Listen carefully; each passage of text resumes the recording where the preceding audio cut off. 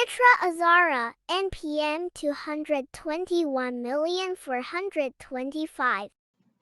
Judul makalah saya yaitu pertanggungjawaban influencer dalam pembuatan konten pengiklanan melalui sosial media yang mengandung informasi palsu tentang skincare abal-abal. Kasusnya Kartika Putri dan Dr. Richard Lee dihubungkan dengan pasal 197 Undang-Undang Nomor 36 Tahun 2009 tentang Kesehatan dan UU ITE 2016 Pasal 45 Ayat 3.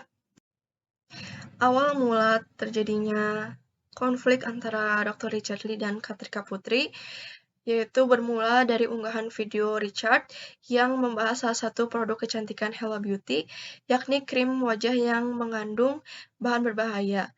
Ternyata produk yang dimaksud Richard dalam videonya pernah dipromosikan oleh Carput.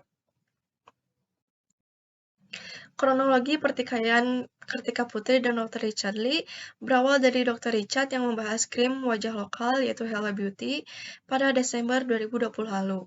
Produk tersebut disebutnya mengandung bahan berupa merkuri dan hidroquinone berdasarkan hasil uji laboratorium yang sudah dilakukannya. Pria yang kerap berbagai edukasi di kanal YouTube miliknya itu mengatakan dua bahan tersebut tidak semestinya terkandung dalam produk yang dijual bebas. Kandungan bisa berbahaya untuk kulit apabila tanpa pengawasan dokter. Rupanya produk yang disebut itu gencar dipromosikan oleh Kartika Putri di Instagramnya. Merasa tak terima, Kartika Putri melayangkan 2 kali somasi karena merasa nama baiknya tercemar, lalu melaporkan Richard Lee ke polisi pada 9 Agustus 2021. Ia menuntut permintaan maaf serta sejumlah syarat lainnya karena merasa dirugikan oleh konten review tersebut. Dalam proses penyelidikan, akun Instagram Richard Lee kemudian disita oleh polisi sebagai barang bukti. Namun, ia lalu dituding mengakses media sosialnya secara ilegal sehingga akhirnya ditahan di Polda Metro Jaya pada Agustus 2021. Selain itu, penyidik juga menemukan ia menghapus sejumlah bukti dari akun tersebut sehingga ditetapkan melakukan pelanggaran UU ITE. Hanya saja, dokter jebolan Universitas Sriwijaya itu berkilah jika unggahan tersebut dilakukan dari akun Facebook miliknya yang terkoneksi dengan Instagram. Setelah itu, ia sempat dibebaskan karena dianggap bersikap kooperatif, namun sehingga akhirnya kembali ke bilik penjara dalam rangka pelimpahan berkas perkara kejaksaan pada Desember 2021. Dalam proses tersebut, polisi sempat melakukan mediasi antara Kartika Putri dan Richard Lee, akan tetapi hasilnya sia-sia. Proses hukum kemudian berjalan sehingga dokter tersebut akhirnya ditetapkan sebagai tersangka untuk 2 kasus berbeda, yakni pencemaran nama baik Kartika dan illegal access.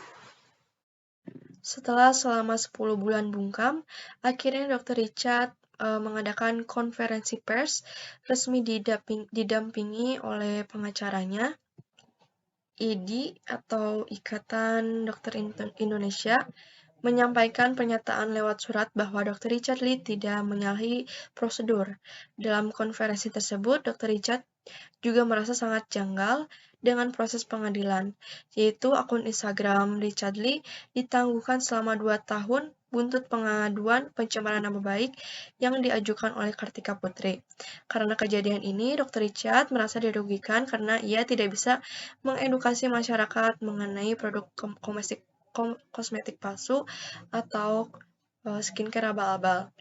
Dalam konferensi pers juga tersebut membeberkan video yang menjadikan pemicu permasalahan dengan Kartika Putri. Dalam video tersebut menampilkan Dr. Richard yang memberikan bukti berupa hasil lab yang menyatakan bahwa produk di-endorse oleh Kartika Putri mengandung hidroquinone sebanyak 5,7%. Sementara Dr. Richard menjelaskan bahwa angka tersebut termasuk dalam kategori tinggi. Jika digunakan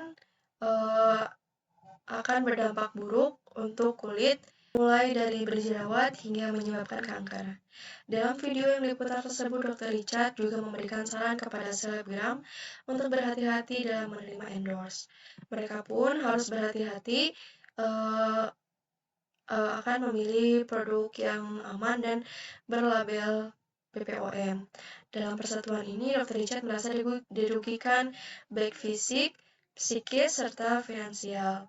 Dr. Richard bahkan mengaku bahwa mentalnya menjadi down karena menerima hujatan yang ia terima. Ia bahkan sampai merasa takut untuk membongkar kosmetik atau skincare abal-abal yang banyak beredar di Indonesia. Dr. Richard Lee juga membenarkan bahwa ia tidak bisa terjerat dalam pasal 45 ayat 3 UU ITE 2016 terkait pencemaran nama baik karena ia memenuhi pasal tersebut. Seperti yang disampaikan oleh Dr. Richard, merupakan kebenaran dan edukasi. Dr. Richard juga menjelaskan bahwa pendapat itu berdasarkan pada hasil lab, sehingga ia berpendapat dengan bukti yang akurat. Dr. Richard meminta kepada Kapolri bahwa kasus ini dihentikan karena kasus ini tidak mengandung unsur pidana. Dr. Richard hanya mengedukasi dan memberikan bukti konkret, sehingga itu tidak bisa dikatakan sebagai pidana. Walau secara prosedur Dr. Richard dikatakan tidak bersalah, namun Dr. Richard masih bertikad baik meminta maaf secara personal. Dalam konferensi tersebut, Dr. Richard menuturkan bahwa pada bulan Desember 2021, ia bertemu 4 mata dengan Kartika Putri, dan pertemuan itu Dr. Richard beserta keluarga meminta maaf secara personal, bahkan bersujud dan rela memberikan apa saja kepada pihak Kartika Putri agar kasus ini selesai dengan cepat. Melalui konferensi pers yang diselenggarakan ini, Dr. Richard berharap agar edukasi yang dilakukan olehnya tidak dianggap sebagai pidana, karena ia berusaha membongkar praktik ilegal yang berbahaya agar tidak banyak yang tertipu. Perjalanan panjang kasus Kartika Putri dan Dr. Richard Lee akhirnya selesai. Penyesalan tersebut melalui proses sidang peradilan 14 November 2022. Dalam sidang tersebut, hakim menyatakan status tersangka Richard Lee kasusnya dengan Kartika Putri tidak sah. Untuk itu, ia bebas dari segala tuduhan. Atas keputusan ini, Richard jelas merasa lega sebab masalah yang ia hadapi selama hampir 2 tahun ini akhirnya selesai. Richard Lee menerangkan sidang peradilan adalah jalan ujungnya setelah menempuh perdamaian beberapa kali.